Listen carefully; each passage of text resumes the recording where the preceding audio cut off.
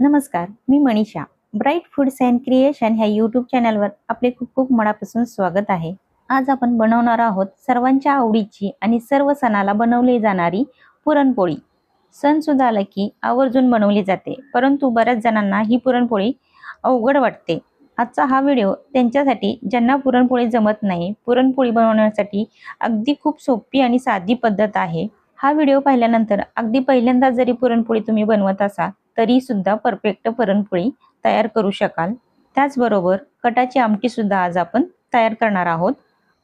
पण तुम्ही जर चॅनलवर नवीन असाल तर प्लीज चॅनलला सबस्क्राईब करा आणि व्हिडिओला लाईक करा. चला तर मग आपण रेसिपीला सुरुवात करूया.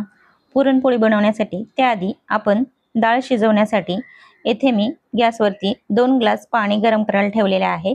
त्यासाठी हे झाकून ठेवूयात म्हणजे पटकन पाणी गरम होईल. येथे मी 1 वाटी चणा डाळ घेतलेली आहे. या डाळीला आपण थोडेसे तेल लावून घेऊयात.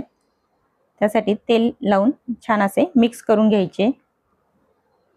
पहा, पाण्याला इथे उकळी आलेली आहे. आता ही डाळ आपण यामध्ये घालूयात. डाळ ही गरम पाण्यामध्ये घातल्यामुळे पटकन शिजते आणि छान अशी ही मिक्स करून घेऊयात.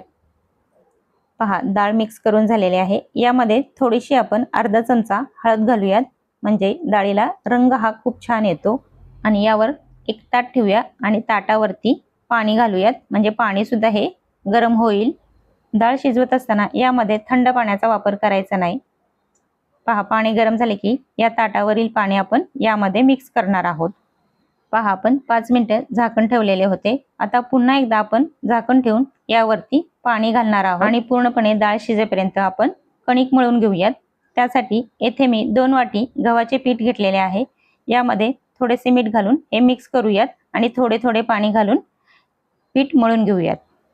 पुरणपोळीसाठी ज्यावेळेस आपण कणिक मळतो त्यावेळेस थोडीशी हळदही घातली तरी चालेल, पण हळद डायरेक्ट पिठामध्ये न घालता पाण्यामध्ये मिक्स करून घालायची, म्हणजे सर्व रंग हा एकसारखा येतो. येथे मी हळदीचा वापर केलेला नाही किंवा गव्हाच्या पिठामध्ये थोडासा मैदा मिक्स केला तरीही चालेल.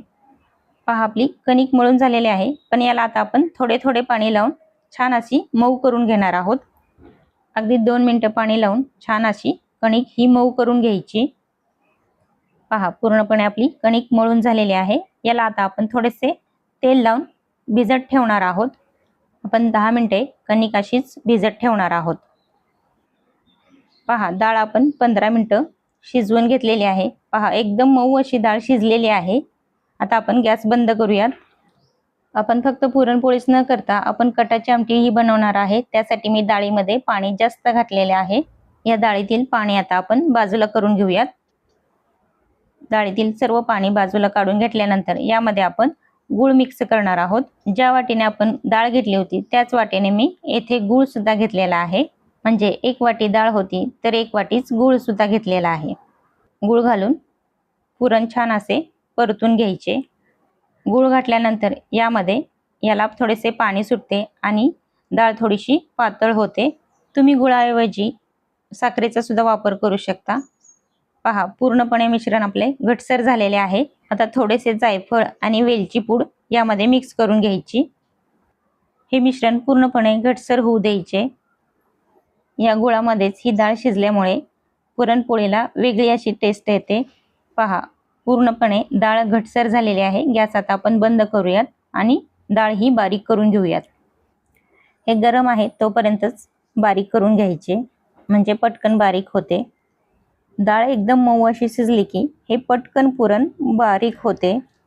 फार वेळ लागत नाही, अगदी 2 मिनिटांमध्ये हे पुरण बारीक होते.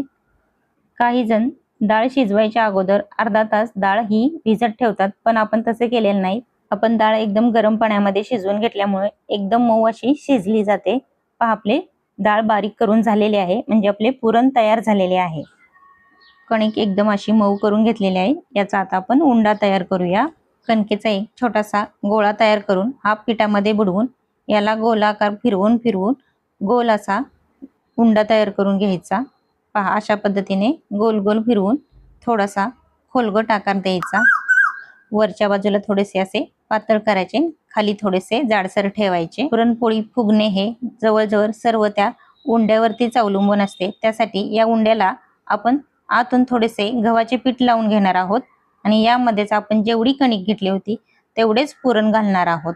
या पिठावरतीच पुरणाचा सुद्धा गोळा ठेवायचा आणि हळूहळू गोल गोल फिरवत याला बंद करून घ्यायचे आणि वरती जे एक्स्ट्राचे जे पीठ आलेले असते ते आपण बाजूला काढून ठेवू शकतो किंवा तेच बंद सुद्धा करू शकतो। पहा आपला उंडा तयार झालेला आहे। हा आता आपण गव्हाच्या पिठामध्ये बुडवून याला थोडेसे हाताने चपटे करून घेणार आहोत। पहा आपला उंडा तयार झालेला आहे। आता आपण हा लाटून घेऊयात। लाटत असताना एकदम हलक्या हाताने पुरणपोळी लाटून घ्यायची। आपण खूप कमी तेलामध्ये ही पुरणपोळी तयार करणार आहोत। याला आपण पीठ लावून लाटून घेणार आहोत। अगदी खूप असे पीठ लावायचे नाही, हलक्या हाताने अलगद अशी पुरणपोळी लाटून घ्यायची। लाटत असताना मधून मधून पलटून घ्यायचे म्हणजे एकसारखी पुरणपोळी तयार होते। पुरणपोळी लाटत असताना एकसारखे एकदम हलक्या हाताने लाटून घ्यायचे, जास्त असे प्रेस करायचे नाही। पहा आपली पुरणपोळी लाटून झालेली आहे। मी येथे गॅसवरती तवा गरम करून ठेवलेला होता। या तव्यामध्ये ही पुरणपोळी घालूयात। पुरणपोळी भाजत असताना गॅस हा मीडियमच ठेवायचा।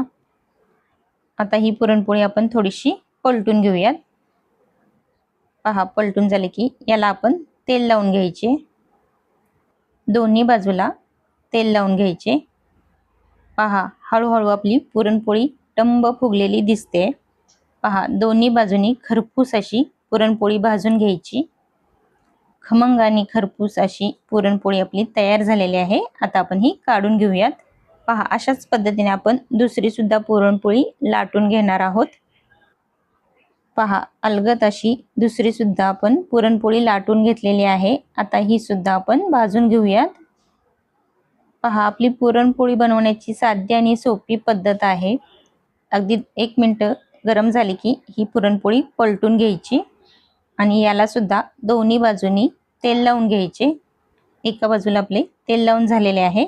आता आपण पलटून घेऊयात आणि दुसऱ्याही बाजूला तेल लावून घेऊयात। पहा अगदी 2 मिनिटांमध्ये आपली पुरणपोळी खरपूस आणि खमंग भाजून झालेली आहे। ही आता आपण काढून घेऊयात। पहा 1 वाटी डाळीमध्ये आपण 4 ते 5 लोकांसाठी पुरणपोळी तयार करू शकतो। आता आपण कटाची आमटी तयार करूयात। त्यासाठी मसाला तयार करण्यासाठी 7 ते 8 लसूण पाकळी आणि खोबरे थोडेसे भाजून घेतलेले आहे। 1 कांदा असा भाजून घेतलेला आहे। यामध्ये आता आपण थोडीशी कोथिंबीर घालूयात आणि हे सर्व मिश्रण मिक्सरमध्ये घालून वाटून घेऊयात। पहा आपले वाटून झालेले आहे।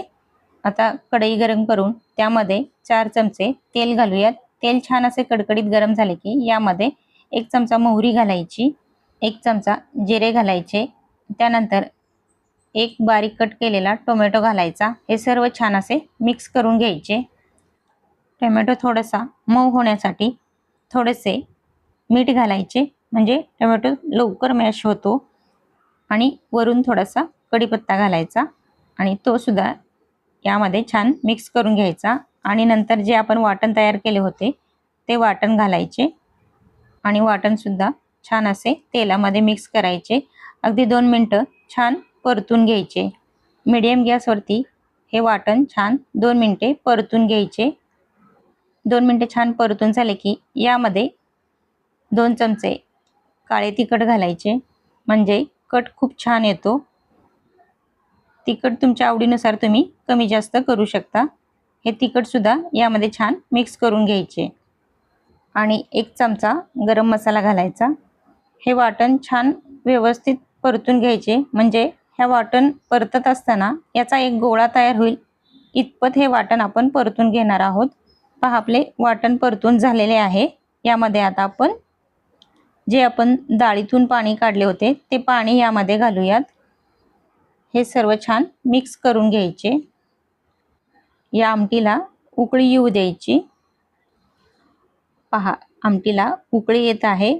जसजशी उकळी येईल तसतसा आमटीला कट येतो आणि आमटीला उकळी आल्यानंतर आमटी थंड होते त्यावेळेस तर आमटीला खूप असा कट येतो। पहा आमटीला उकळी आलेली आहे। आता आपण गॅस बंद करूया आणि पुरणपोळीचा सण करायचा म्हणलं तर पापड आणि कुरडई सुद्धा तळून घेतलीच पाहिजे। त्यासाठी आपण ते सुद्धा तळून घेणार आहोत। पहा अगदी 10 मिनिटांमध्ये आपला पुरणपोळीचा स्वयंपाक तयार झालेला आहे। पहा आपला पुरणपोळीचा स्वयंपाक तयार झालेला आहे। आता आपण ताट तयार करूया। माझा हा आजचा व्हिडिओ कसा वाटला नक्की कमेंट करून सांगायला विसरू नका।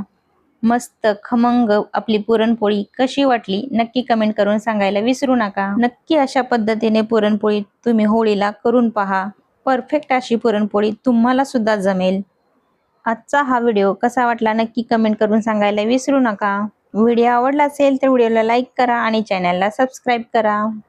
तर पुन्हा भेटूयात अशाच नवनवीन चमचमीत आणि झणझणीत चटपटीत रेसिपी सोबत। तोपर्यंत बाय बाय।